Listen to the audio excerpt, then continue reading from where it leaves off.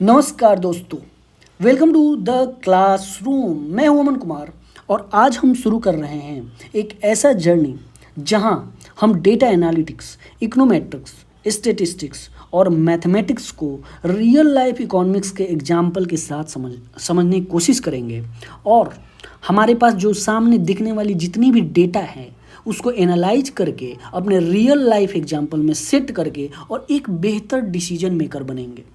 ठीक है, एक ऑब्जेक्टिव डिसीजन लेने की कोशिश करेंगे with the help of data analytics.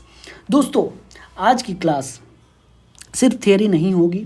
यहाँ आप वो सारी स्किल सीखोगे जिसका यूज आप अपने रिसर्च में कर सकते हो, आप अपने जॉब्स में डिमांड अपने बढ़ा सकते हो और आप एक प्रैक्टिकल थिंकर बन सकते हो। तो चलिए देखते हैं, आज के सेशन में हम बात करेंगे data and data driven decision making कैसा होता है। हम लोग डेटा के बेस पे किस प्रकार डिसीजन मेकिंग लेते हैं उसको हम लोग आज की क्लास में देखेंगे। ठीक है, तो आज का क्लास जो होने वाला है उसका एक हम थोड़ा सा रोड मैप बता देते हैं कि करने क्या वाले हैं हम लोग। तो देखिए, हमारा प्रोसेस होने क्या वाला है कि हम लोग करेंगे डेटा एनालिसिस। हमारा काम है डेटा एनालिसिस करना। इस पूरे क्लास में हम लोग यही समझने वाले हैं कि डेटा एनालिसिस में होता क्या है, डेटा एनालिसिस में क्या होता है। ठीक है, और डेटा एनालिसिस में जो महत्वपूर्ण चीज़ होता है वो होता है डेटा का ही एनालिसिस करना है। तो आज हम डेटा को भी कुछ इसका व्हाट एंड इसका टाइप्स समझने की कोशिश करेंगे। तो आज की क्लास में डेटा क्या है, डेटा का टाइप्स और डेटा एनालिसिस एक्चुअल में होता क्या है इसको समझने की कोशिश करेंगे। ठीक है, और इस पूरे डेटा एनालिसिस में ये जो एक जर्नी है डेटा एनालिसिस का, इसमें जो इसके 3 पिलर्स हैं, स्टैटिस्टिक्स, इकोनोमेट्रिक्स, मैथमेटिक्स, ये तीनों पिलर को भी समझने की कोशिश करेंगे कि ये तीनों पिलर कैसे एक डेटा एनालिसिस प्रोसेस में हेल्प करता है, जिससे कि हम क्या करते हैं, इस पूरे जो टूल्स है इसका इस्तेमाल करके एक हमारे पास जो रॉ डेटा दिया रहता है उसको इस प्रोसेस से गुजारते हुए एक हम लोग पावरफुल इंसाइट में कन्वर्ट कर देते हैं और एक बेहतर डिसीजन लेते हैं। मतलब हमारा ये जो पूरा क्लास होने वाला है उसमें हम लोग ये देखेंगे ना कि डेटा एनालिसिस के प्रोसेस में क्या क्या यूज होता है, कौन कौन सा टूल यूज होता है और उस टूल के यूज करने से हमारा किस प्रकार रॉ डेटा एक पावरफुल इंसाइट में कन्वर्ट हो जा रहा है, जो कि एक बेहतर डिसीजन के लिए हेल्पफुल होगा।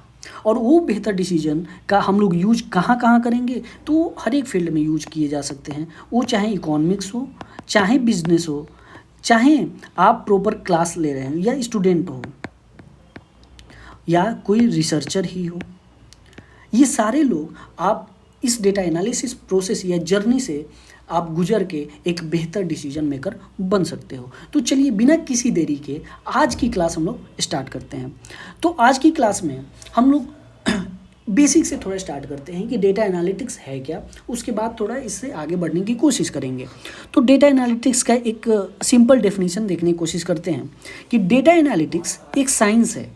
किस चीज़ का? ये करता क्या है, रॉ डेटा को अनकवर करता है, उसके पैटर्न, उससे कंक्लूजन ड्रॉ करने की कोशिश करता है। तो सेम मैंने क्या कहा कि हमारे पास रॉ डेटा रहेगा और इस रॉ डेटा से हमको एक सफ़र, ये एक जर्नी है, ये जर्नी से होते हुए एक पावरफुल हमको इंसाइट में इसको कन्वर्ट कर देना है। ठीक है, तो ये कन्वर्जन का जो जर्नी होगा यही होगा डेटा एनालिसिस का जर्नी।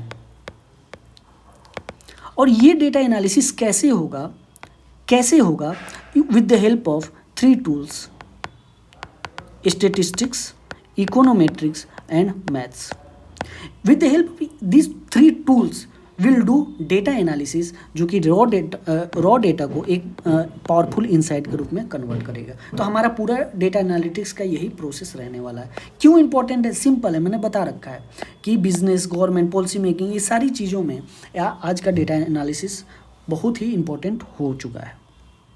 तो चलिए हम अपने डेटा एनालिसिस प्रोसेस में पहले स्टेप पे आते हैं, थोड़ा जानने की कोशिश करते हैं डेटा है क्या, डेटा ही क्या है जिसका हम लोग एनालिसिस करने वाले हैं, उसके बारे में थोड़ा जान लेते हैं कि डेटा है क्या। तो डेटा एक तरह का रॉ फैक्ट, फिगर या ऑब्जर्वेशन होता है, ठीक है, रॉ होता है, उसका फॉर्म क्या है, रॉ है, अभी ये रिफाइंड नहीं है, ठीक है, ये अभी रिफाइंड नहीं है, रिफाइंड या यूजफुल नहीं है, ठीक है, ये अभी है नहीं, इसको कन्वर्ट करना पड़ेगा, रॉ है अभी, ठीक है। तो रॉ है तो वही डेटा होता है, मतलब डेटा का कोई स्ट्रक्चर या अनस्ट्रक्चर ऐसा कोई फॉर्म नहीं होता है, जो भी है वो डेटा है। हम किसी चीज़ को देख रहे हैं, वो अच्छा है, ख़राब है, हम कहीं जा रहे हैं, वो कितना किलोमीटर दूर है, ये मेल है, ये फीमेल, एवरीथिंग इज़ डेटा। लेकिन क्या हर एक चीज़ आपके लिए इम्पोर्टेंट है? नहीं है। वो इम्पोर्टेंट कैसे होगा, उसका हम लोग पूरा प्रोसेस डेटा एनालिसिस प्रोसेस के अंतर्गत समझने की कोशिश करेंगे, ठीक है। तो डेटा को आजकल एक फ्रेज में भी हम लोग फ्रेज में भी बोलते हैं डेटा को कि data is the new oil. Data का इंपॉर्टेंस आजकल के समय में इतना बढ़ चुका है कि डेटा को हम लोग न्यू ऑयल भी कहना स्टार्ट कर दिए हैं, जस्ट बिकॉज कि ऑयल की तरह ये भी एक वैल्यूएबल है, और ऑयल की तरह इसको भी एक्सट्रैक्ट करना पड़ता है, रिफाइन करना पड़ता है, तब इसको यूजफुल एक इंसाइट में हम लोग कन्वर्ट कर पाते हैं, ठीक है। तो ये रहा डेटा के बारे में, ठीक है। अब इसके बाद हमने डेटा को जान लिया, डेटा क्या है। अब थोड़ा डेटा के टाइप्स को समझ लेते हैं, क्योंकि इस पूरे डेटा यूनिवर्स, जो भी हमारे पास डेटा का यूनिवर्स है, मतलब हमारे पास जितने भी डेटा हैं, उसमें उस पूरे डेटा यूनिवर्स को एक बेहतर समझने के लिए हम लोग थोड़ा उसको पार्ट पार्ट में बांटने की कोशिश करते हैं, ताकि हमको आसानी हो समझने में डेटा को। तब उसको अलग अलग बेसिस पे हम लोग डिवाइड करते हैं। जैसे अगर डेटा को हम लोग सोर्स के बेसिस पे डिवाइड करेंगे, सोर्स क्या होता है? सोर्स जहाँ डेटा का ओरिजिन होता है, डेटा का ओरिजिन होता है सोर्स, ठीक है। और एक होता है रिसीवर। रिसीवर होता है जहाँ डेटा ओरिजिन होके यहाँ पे आएगा, ठीक है। तो सोर्स क्या होता है? डेटा का ओरिजिन प्लेस। तो इस आधार पे, सोर्स के ही आधार पे डेटा को हम लोग दो पार्ट में डिवाइड करते हैं, एक प्राइमरी डेटा और एक सेकेंडरी डेटा, ठीक है। सोर्स के आधार पे दो तरह से हम लोग डेटा को डिवाइड कर देंगे, प्राइमरी डेटा और सेकेंडरी डेटा। इसमें दो चार जो टर्म है वो बहुत मुख्य हैं, और वो अक्सर एग्जाम में भी आ जाते हैं, और हमारे डे टू डे अगर हम लोग डेटा के बारे में जानने की कोशिश कर रहे हैं तो हमेशा आए दिन आते रहते हैं। उसमें है कुछ क्वेश्चनायर शेड्यूल, इसको थोड़ा समझने की कोशिश करते हैं। अब जैसे देखो, इसको समझने के लिए हम एक अलग पेज ले लेते हैं। जैसे मान लो कि हमको डेटा कलेक्ट करना है, क्या करना है? डेटा लेना है भाई, डेटा है, लेना है। तो हम सोर्स के पास गए, ठीक है, जहाँ से डेटा लेना है, सोर्स के पास गए, यही ओरिजिन प्लेस है डेटा का, ठीक है। तो यहाँ हम गए, हमको इस सोर्स से कौन सा डेटा चाहिए? मान लो कि हमको चाहिए इसका नेम, हमको चाहिए इसका एज, हमको चाहिए इसका इनकम, ये डेटा चाहिए, ठीक है। और किसको चाहिए? तो रिसीवर को चाहिए। रिसीवर को स्टैटिस्टिक्स की भाषा में कहा जाता है इनुमरेटर, और सोर्स को स्टैटिस्टिक्स की भाषा में कहा जाता है रिस्पोंडेंट, ठीक है। तो क्या करेगा, ये जो डेटा का चाहिए, तो डेटा को हमने एक कागज़ में क्या किया, कागज़ या डिजिटल फॉर्मेट में ये लिख लिया कि हमको क्या क्या डेटा चाहिए। अब हम क्या करें, इस पेपर को ले जाके सोर्स के पास ले गए, ठीक है। सोर्स के पास ले जाके क्या कहेंगे कि सोर्स या रिस्पोंडेंट तुम क्या करो, ये अपना डेटा फिल कर दो और हमको पहुंचा दो, मतलब रिसीवर को पहुंचा दो। मतलब ये क्या करेगा, सोर्स इस डेटा को खुद रिस्पोंडेंट फिल करेगा, अपना नाम, अपना एज, अपना इनकम, और रिसीवर को दे देगा और रिसीवर को पहुंचा देगा। तब हम लोग इसको क्या कहेंगे, तब उस केस में ये पूरा पेपर क्या कहलाएगा? क्वेश्चनायर, क्वेश्चनायर कहलाएगा। लेकिन इसका एक अपोजिट केस है। अपोजिट केस क्या होगा? अपोजिट केस ये होगा कि अब मान लो कि इसका अपोजिट ये हो जाए, थोड़ा इसको बड़ा कर लेते हैं, ठीक है। इसका अपोजिट केस ये हो सकता है कि ये जो पेपर है, ये जो हमारा क्वेश्चन वाला टेबल है पूरा, ये जो मेरा क्वेश्चन वाला टेबल है, ये इन्यूमरेटर क्या करे, ये इन्यूमरेटर के पास रहे और इन्यूमरेटर क्या करे, इससे इसको भी मिटा लो। अब क्वेश्चनायर का तो काम खत्म है, क्वेश्चनायर तो हम लोग समझ लिए है ना, अब हम लोग शेड्यूल को समझने वाले हैं। तो अब क्या करेगा, इन्यूमरेटर रिस्पोंडेंट के पास जाएगा और एक एक चीज़ पूछेगा, नेम रिस्पोंडेंट बताएगा और इन्यूमरेटर इसको फिल करेगा, ये फिल करेगा, इन्यूमरेटर फिल करेगा। उस केस में ये पूरा पेपर जो होता है शेड्यूल कहलाता है। मतलब एक ही पेपर अलग अलग टाइम जोन में अलग अलग टाइप से हम लोग उसका नाम बदल देते हैं। अगर रिस्पोंडेंट खुद भरता है इसको और दे देता है रिसीवर को तो वो होता है क्वेश्चनायर, ठीक है। अगर रिस्पोंडेंट ना भर के इन्यूमरेटर भरता है रिस्पोंडेंट से पूछ के तो वो हो जाता है शेड्यूल। तो ये बेसिक थोड़ा डिफरेंस है क्वेश्चनायर और शेड्यूल में। बाकी ये है सर्वे, ये है सेंसस। तो सर्वे सैंपल से लिया जाता है और सेंसस पूरे पॉपुलेशन से लिया जाता है। तो इसका कॉन्सेप्ट हम लोग आगे क्लास में समझेंगे। पहले पॉपुलेशन और सैंपल क्या होता है उसके बेसिस पे हम लोग सर्वे और सेंसस को समझने की कोशिश करेंगे। तो पहला हम लोग समझ लिए कि सोर्स के बेसिस पे जो डेटा का टाइप होता है वो दो होता है, प्राइमरी डेटा और सेकेंडरी डेटा, ठीक है। अब दूसरे टाइप पे आते हैं, नेचर के टाइप पे। डेटा का नेचर किस तरह का है, तो नेचर के टाइप पे यही जो डेटा होगा, ठीक है, यही डेटा। अब देखो इसको थोड़ा और बेहतर हम लोग समझने की कोशिश करेंगे, ठीक है। एक नया ले लेते हैं। अब मान लो कि तुम्हारे पास ये पूरा एक डेटा का यूनिवर्स है। तो डेटा के यूनिवर्स को तुमने एक पहला डिवाइड किया कि हमने डेटा को on the basis of source primary data कह दिए और सेकेंडरी डेटा कह दिए, ठीक है। अब मान लो अब तुमको क्या करना है कि ऑन द बेसिस नेचर तुमको डिवाइड करना है। तो on the basis of nature दो क्वालिटी है, एक क्वांटिटेटिव और एक क्वालिटेटिव। तो उसको कैसे डिफाइन करोगे, उसके लिए एक अलग हम कलर ले लेते हैं। अब देखो सेम डेटा यूनिवर्स को ऑन द बेसिस ऑफ आप मान लो कुछ डेटा क्या है, क्वांटिटेटिव है और कुछ डेटा क्वालिटेटिव है। मतलब प्राइमरी डेटा क्वांटिटेटिव हो सकता है, क्वालिटेटिव भी हो सकता है, सेकेंडरी डेटा क्वांटिटेटिव भी हो सकता है, क्वालिटेटिव भी हो सकता है, ठीक है। तो ये थोड़ा डिफरेंस ये हो गया। मतलब एक ही डेटा यूनिवर्स को हम लोग अलग अलग फॉर्म में डिवाइड करने की कोशिश करेंगे। फिर आ जाओ, फिर हम लोग ये दो डेटा टाइप समझ लिए। अब आते हैं स्केल के टाइप पे। अगर मेजरमेंट ऑफ स्केल के आधार पे हम डेटा को किस प्रकार डिवाइड करते हैं, तो उसमें होता है नॉमिनल, ऑर्डिनल, इंटरवल, रेशियो। तो पहले इसके लिए हम लोग एक टेबल बना के इसको पहले डेटा को समझ लेते हैं, फिर उसको देखेंगे वहाँ पे। जैसे हमारे पूरे डेटा यूनिवर्स में ये 4 तरह के डिवीजन के लिए कुछ कैरेक्टरिस्टिक बना दी गई है। जैसे एग्जाम्पल, अब जैसे अगर मान लो कोई डेटा आपका नॉमिनल डेटा है, तो कैसे कहोगे कि कोई डेटा आपका नॉमिनल है, तो उसके लिए क्या होना चाहिए, उसमें कुछ कैरेक्टर होना चाहिए। कैरेक्टर मतलब attribute. For example low, example ये है, जैसे मान लो कि कोई मेल है, कोई फीमेल है, कोई हिंदू है। ये सब क्या है, एक तरह का एट्रीब्यूट है। ये ओनली कैरेक्टर है, इसका कोई खुद में मतलब किसी से तुलना नहीं है, किसी से कुछ नहीं है, तो बस कैरेक्टर है। तो इस तरह के डेटा को नॉमिनल डेटा कहा जाता है। एक ऑर्डिनल डेटा होगा जिसमें कैरेक्टर भी होगा और साथ साथ रैंक भी होगा।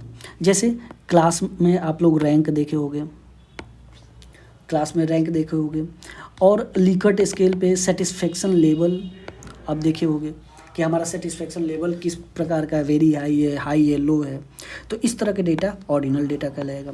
इंटरवल डेटा में क्या होता है, कैरेक्टर भी होगा, रैंक भी होगा। एक और चीज़ इसमें जो ऐड हो जाता है वो होता है इक्वल डिफरेंस। लेकिन इसमें इसका जो रेशियो होता है वो मीनिंगलेस होता है। इसमें जो 0 पॉइंट होता है, 0 पॉइंट होगा इसमें भी, लेकिन वो फॉल्स होता है। इसका एग्जांपल समझने की कोशिश करते हैं। जैसे मान लो तुम एक टेम्परेचर का एग्जांपल लो, ठीक है। Temperature 0 degree Celsius, 10 degree Celsius, 20 degree Celsius, 30 degree Celsius, ठीक है। इसमें क्या है, कैरेक्टर है, सबका अपना अपना कैरेक्टर है। इसको रैंक में बांट सकते हैं, 0 से बड़ा 10 है तो 1 2 3 4 ऐसे रैंक हम दे सकते हैं। इक्वल डिफरेंस, 0 से 10 10 का डिफरेंस है, 10 से 20 10 का डिफरेंस है, तो इक्वल डिफरेंस भी हो सकता है। लेकिन जब आप रेशियो की बात करोगे, रेशियो मतलब 0 से 10 जो ये 10 का डिफरेंस है, 10 से 20 जो 10 का डिफरेंस है, ये क्या दोनों बराबर हैं? क्या इसको तुलना किया जा सकता है? कोई बात नहीं, कोई नहीं किया जा सकता, क्योंकि 0 से 10 ये अच्छा मेनली जब टेम्परेचर ज़्यादा होता है तब गर्म हो जाता है, तो उसके बीच का जो रेशियो होगा वो हमेशा गर्म ही वाला होगा, इसके बीच का रेशियो हमेशा हीट में कम ही रहेगा, तो इस रेशियो को हम लोग तुलना नहीं कर सकते हैं। दूसरी बात, इसमें फॉल्स 0 पॉइंट होता है, मतलब ये जो 0 डिग्री सेल्सियस है इसका कुछ ना कुछ मीनिंग है। ये ऐसा नहीं है, 0 का मतलब 0 नहीं है, मतलब नॉन एग्जिस्टेंस वाला टाइप नहीं है, 0 का मतलब भी कुछ होता है, इसीलिए इसका 0 पॉइंट फॉल्स होता है। तो इसमें हम लोग टेम्परेचर को रखते हैं।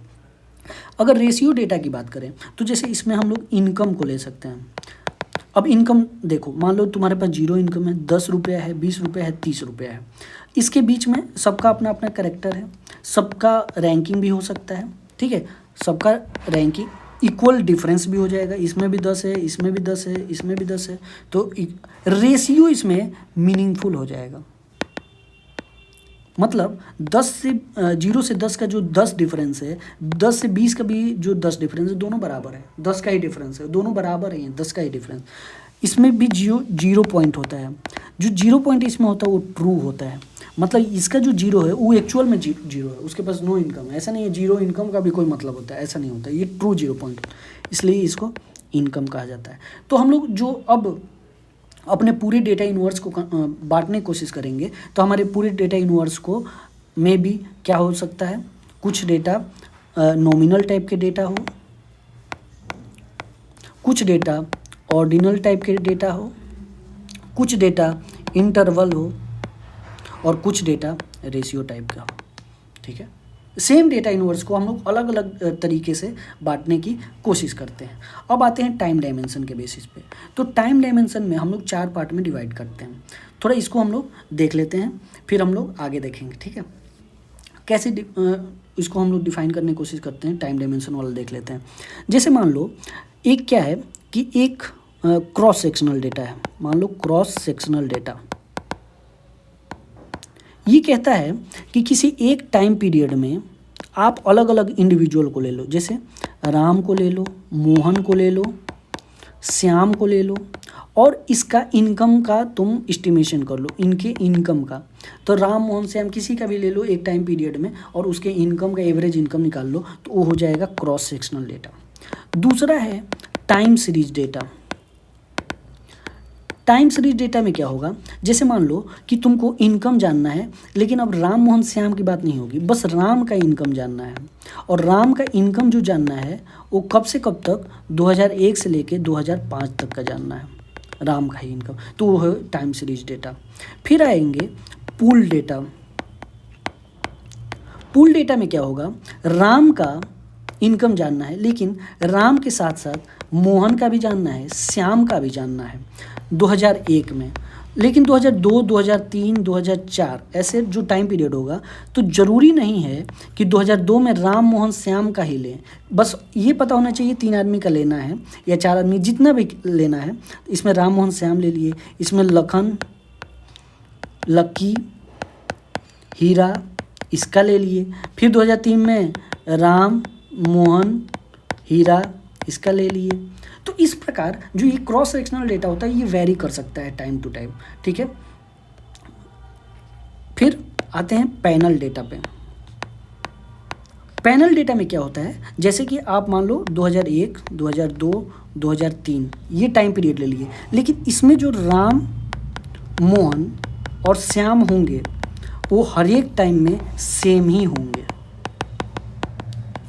तो ये बेसिक डिफरेंस है पूल डाटा और पैनल डेटा में। तो इस तरह से हम अपने डेटा को टाइम सीरीज के माध्यम से ऐसे डिवाइड करते हैं। तो हमारा पूरा जो डेटा का यूनिवर्स है उसको भी हम लोग 4 पार्ट में डिवाइड कर सकते हैं। वो किस तरह से, तो उसी तरह से आप इसको 4 पार्ट में डिवाइड कर दो।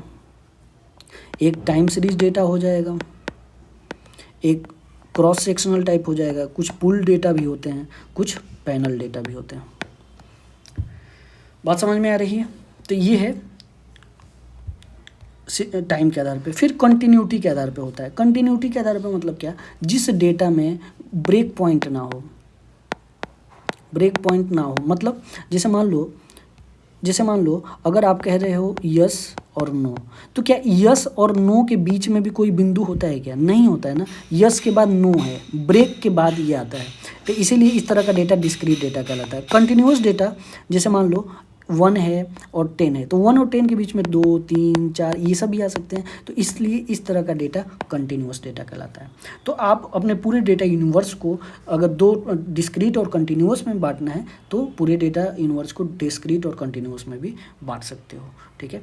और on the basis of form बात करो, फॉर्म के बेसिस पे numeric data, text data, image data, हमने जैसे बोला है कि आजकल के वर्ल्ड में आप जितना भी कुछ देख रहे हो वो इधर आप देख रहे हो, सुन रहे हो, नंबर के फॉर्म में है, टेक्स्ट के फॉर्म में, सब कुछ क्या है, एक तरह का डेटा है, ठीक है। आप लोग एक बिग डेटा एनालिटिक्स भी सुने होंगे, जहाँ पे एक हाई वॉल्यूम ऑफ डेटा को एक साथ एनालाइज किया जाता है, उसको बिग डेटा एनालिटिक्स कहा जाता है। एक और कॉन्सेप्ट है, जैसे आप कंप्यूटर का लैंग्वेज जानते हो, प्रोग्रामिंग लैंग्वेज जिसको कहा जाता है, तो प्रोग्रामिंग लैंग्वेज थोड़ा सा अलग होता है। हम लोग के जनरल जो लैंग्वेज होते हैं या जनरल जो हम लोग चीज़ें समझते हैं उससे प्रोग्रामिंग लैंग्वेज थोड़ा सा डिफरेंट हो जाता है, ठीक है। और वहाँ पे जो डेटा टाइप होता है वो मेनली 7 डेटा टाइप होता है, जिसको numeric, set, string, list, tuple, dictionary, none कहा जाता है, ठीक है। ये डेटा टाइप हम लोग जनरली अपने सिंपल मतलब जो जनरल हमारे लाइफ स्टाइल होते हैं उसमें यूज़ नहीं करते हैं। ये डिजिटल रूप में प्रोग्रामिंग लैंग्वेज में यूज होने वाले डेटा टाइप होते हैं, ठीक है। तो चूँकि हम सारे डेटा टाइप ऑन द अलग अलग बेसिस पे बता रहे थे, इसलिए इसको भी हमने इसमें ऐड कर रखा है, ठीक है। तो हमने अब तक ये देख लिया कि डेटा है क्या और डेटा का टाइप्स कितने हैं, मतलब हमारे पूरे डेटा यूनिवर्स में हम लोग अपने डेटा को कैसे कैसे डिवाइड कर सकते हैं। अब आते हैं डेटा का एनालिसिस करना, ठीक है। मेन तो हमारा यही है ना, डेटा एनालिसिस करना। तो डेटा एनालिसिस हमने क्या बोला कि डेटा एनालिसिस एक तरह का प्रोसेस है, ठीक है। एक पूरा प्रोसेस, एक जर्नी है, आप उस जर्नी में जाते हो और तब रॉ डेटा को एक इंसाइटफुल इंफॉर्मेशन में बदलते हो। इस पूरे जर्नी को एक अलग अलग हम लोगों ने कंपोनेंट में बांट रखा है ईजी करने के लिए, कि भाई एक अलग अलग कंपोनेंट के रूप में समझोगे तो पूरे जर्नी को समझना आसान हो जाता है। तो उस जर्नी में जो पहला चीज़ आता है, आस्क द क्वेश्चन, मतलब आप पहले डेटा को ना पूछो कि डेटा करना क्या है हमको। जैसे मान लो कि हमको करना है कि जीडीपी निकालना है, पूरे वर्ल्ड का जीडीपी निकालना है, तो हम क्या करेंगे, पूरे वर्ल्ड का कहीं ना कहीं से ढूंढने की कोशिश करेंगे कि जीडीपी मिल जाए, उसका डेटा मिल जाए, कहाँ से मिल जाएगा, इसके बारे में सोचने की कोशिश करेंगे। अब हमको जीडीपी चाहिए, ये थोड़ी ना कोशिश करेंगे जाके वहाँ अनएम्प्लॉयमेंट का डेटा ले लें, वहाँ कौन खा नहीं रहा है, कौन पी नहीं रहा है, इस सब का डेटा लेने की कोशिश नहीं करेंगे। हमको जिस चीज़ का ऑब्जेक्टिव है हमारा, जो उस ऑब्जेक्टिव को जो फुलफिल करेगा डेटा, उस तरह के डेटा को हम लोग निकालने की कोशिश करेंगे। तो पहला तो काम होता है आप आस्क करो, क्वेश्चन आस्क करो, आपको करना क्या है, ठीक है। उसके बाद आप जो करना है उसके बेसिस पे आप डेटा कलेक्ट करो, ठीक है। आपका जो ऑब्जेक्टिव है उसके बेसिस पे डेटा कलेक्ट करो। डेटा जो कलेक्ट करोगे वो प्राइमरी भी हो सकता है, सेकेंडरी भी हो सकता है। अब जो डेटा आप कलेक्ट करोगे वो हमेशा एक साफ़ सुथरा डेटा नहीं होता है, मतलब आप उसको यूजेबल डेटा नहीं कर सकते, उसको अपने यूज करने लायक फिर डेटा में कन्वर्ट करते हो, ठीक है। तो उसको हम लोग बोलते हैं डेटा क्लीनिंग प्रोसेस, ठीक है।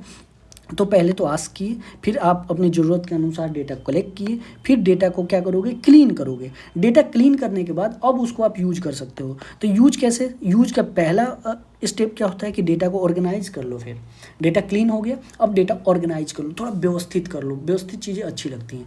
फिर उसको एक्सप्लोर करो, उसका मीन, मीडियन वगैरह वगैरह जितना भी ज़रूरत चीज़ें हैं वो निकालो। फिर उसका एनालिसिस करके उसका इंटरप्रिटेशन निकाल दो डेटा का।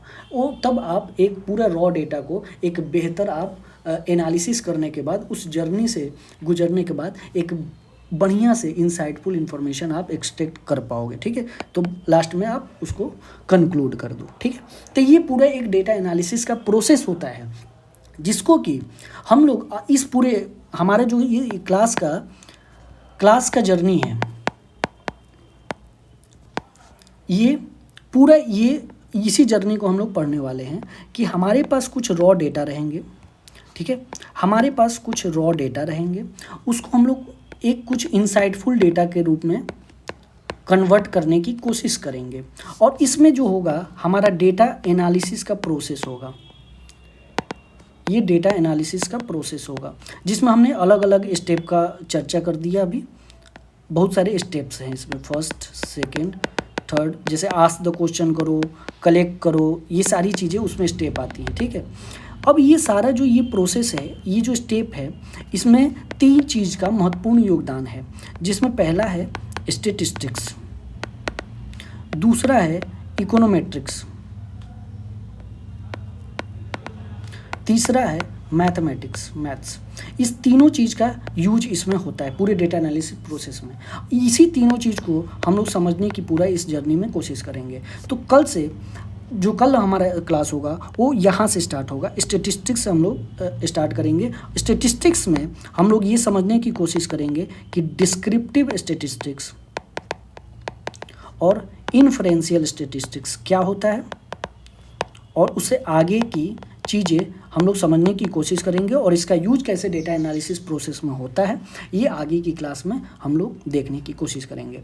तो चलिए, क्लास को एंड करने से पहले एक छोटा सा इन्फॉर्मेशन और देना चाहूँगा। जैसे कोई भी आप जो डिजिटल फाइल को सेव करते हो, ठीक है, आपने कोई भी टेबल बना दिया, डिजिटली उसको सेव कर लिया, वो टेबल के फॉर्म में है, और उसको सेव किए तो अलग अलग फॉर्म में होता है, ठीक है। तो उसके कुछ फॉर्म होते हैं, जैसे CSV फाइल होता है, उसको कहा जाता है कॉमा सेपरेटेड वैल्यू। कुछ होते हैं TSV फाइल, जिसको कहा जाता है टैब सेपरेटेड वैल्यू। टेक्स्ट होता है, प्लेन टेक्स्ट डेटा को TXT कहा जाता है। XLS होता है, एक्सेल स्प्रेडशीट को, जिसका ओल्ड फॉर्मेट, स्प्रेडशीट का ओल्ड फॉर्मेट है वो XLS से सेव होता है। इसमें सब में आगे डॉट लगा रहता है, ठीक है। और फिर नया जो स्प्रेडशीट है वो XLS X करके वो सेव किया जाता है। तो इस तरह का पूरा फाइल टाइप है, फॉर्म है, ठीक है। तो इसी के साथ आज की क्लास हमारी यहीं समाप्त होती है। अगली क्लास में हम लोग स्टैटिस्टिक्स स्टार्ट करने वाले हैं। तो इस जर्नी में हम अंत में यही कहना चाहेंगे कि इस जर्नी में आपका भी हमें साथ चाहिए, जिसमें कि आपको ये अगर वीडियो मेरा अच्छा लगे तो इसको ज़रूर लाइक करिए, और हमारे चैनल को सब्सक्राइब करिए, ताकि हम भी मोटिवेट हो सके और अच्छे से अच्छे वीडियो बनाने के लिए आपके। Thank you very much.